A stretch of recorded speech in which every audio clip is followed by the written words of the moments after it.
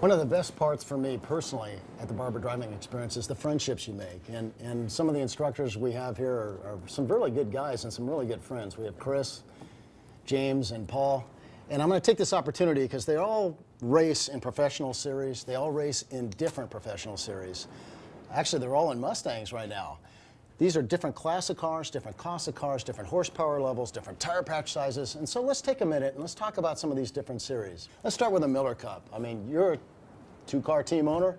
You've been a guest celebrity driver. You've been a guest celebrity driver in the Ford Media car. Let's talk about that series. Chris, what can you tell us about it? Well, Alan, the Mustang Challenge was actually a brainstorm of Larry Miller, who owned the Miller Motorsports Park and about 50 dealerships. And the idea was to make an inexpensive, if that's not an oxymoron, professional racing series where you could arrive at the racetrack and you could participate without having to have a semi-truck filled with extra components. So he actually, and along with Ford Motor Company, supply all the parts, transmissions, engines, rear ends, fenders, everything all the way down to a hose clamp, and they have enough to rebuild several cars during an event. So if there was a catastrophic car crash, it's possible that all of them could get back by the next time that they ran. The series itself, the cars are not real expensive, and they're not real expensive to race.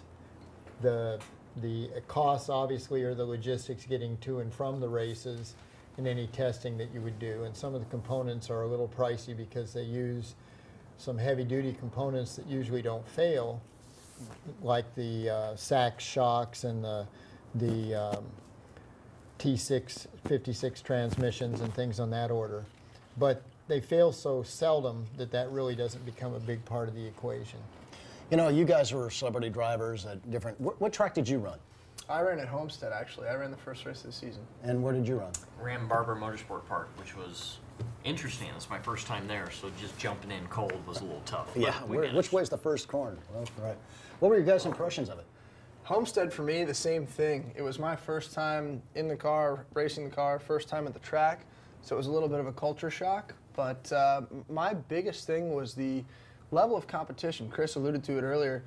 I was honestly shocked by how talented the drivers in the series were and how close the racing was. You know, I didn't get much of a great qualifying run, so I was near the back, but I was able to earn the Take Control Award, the BF Goodwrench Take Control Award for the most passes made. But I had to fight tooth and nail for every pass that I got. But I left with a big smile on my face, and I've raced some spec series before. This was a lot of fun, and the Mustang, you know, it being a little bit of a heavier car than I'm used to racing, I was actually amazed at how compliant the car was and how much it favored really smooth driving. The car can go fast, it needs to be driven properly, and is a lot of fun. I had a total blast at Homestead and hope to get back into the series sometime soon. You know, Paul, when we talked after you had your run, you had gone out and done a practice and made some adjustments, maybe went the wrong way, and then you were real impressed when you made some other adjustments and the car kind of came back to you. Yeah, you know, as a spec car and as a entry-level and reasonably priced car, I was shocked at how responsive the cars were. You know, even though they use stock control arms and a lot of production parts, which shows, you know, how well the cars were prepared, you know, a couple clicks on the shocks and making a toe or a camber adjustment really affect the car. And, you know, like James said, you have to drive smooth. And I'm used to muscling the cars around, and it didn't essentially fit my driving style initially, but I know where it is, and he's right. There's a ton of competition, and I think most of the races, there's usually the top 10 cars are within a second of each other. Yeah. Unless Chris's car's way out ahead, and the next, you know, 2 through 12 are, you know, second from each other. Really close. Well, you know, they run a lot with the Coney Challenge, the Grand Am Coney Challenge series, and at the same track at the same time, of course, at different times of the day, but you know, when you compare these cars, I mean, you're in a Coney car now, right? Yes. Okay, so a Coney car's got a 5-liter 4-cam engine. These are a 3-valve 4.6 engine. I mean, tell us a little bit how the difference in those motors and how the cars feel.